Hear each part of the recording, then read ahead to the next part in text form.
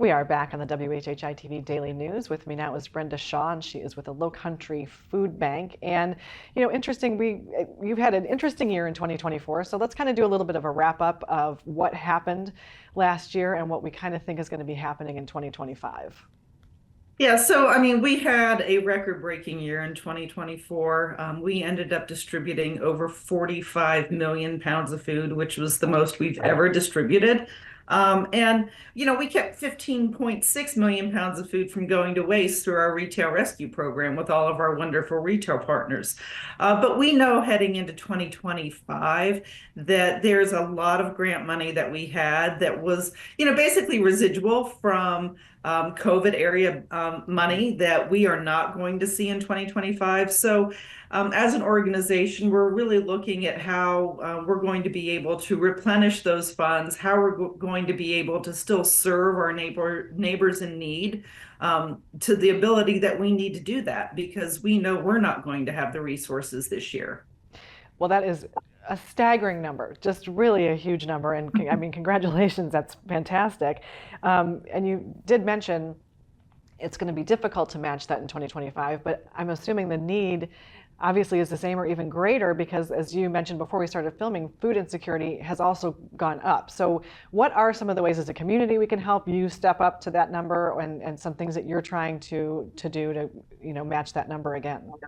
Yeah, so, we're definitely looking at how we can be more equitable with the food we distribute. Again, last year we were very fortunate to almost have an excess of some in some areas. And so we're really looking at how we target specific counties. Beaufort County is one of those counties where we have seen a significant increase in food insecurity. The food insecurity rate for children in our southern four counties is 18.4%. I mean, that equates to over 9,500 children who are considered food insecure. Wow. Okay, so the first number you told me was a staggering number in a good way. That's a staggering number in not such a good way. So we really obviously need to come together to do something about that. Yeah, so people can donate financially to us, do a food drive, get your church group together and do a food drive for us.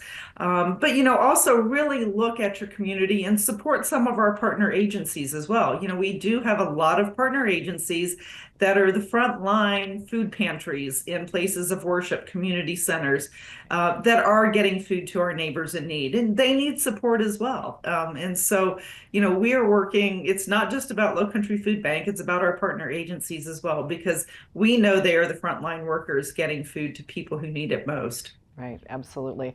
Well, let's touch a little bit. Last week we had some fun and had a little bit of snow here, a lot of ice in the Lowcountry, which was obviously definitely different for us.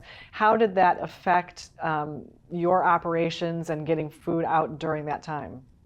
Yeah, so we were closed Wednesday and Thursday last week. We were open on Friday. What we were able to do in that time period, though, is really work with our partner agencies and our drivers to try and reschedule the routes for Friday and Saturday. So we worked Saturday. There were some food distributions that were canceled. But those have been rescheduled, and this week we really hope that we're back to normal operations. There may be some residual cancellations and that type of thing, but we're back to normal, so hopefully everyone is. Yeah. Well, Brenda, thank you for being here today, and thank you for all that you do in the community. We appreciate it. Thank you. And there's much more to come on the WHHI-TV Daily News, so don't go away.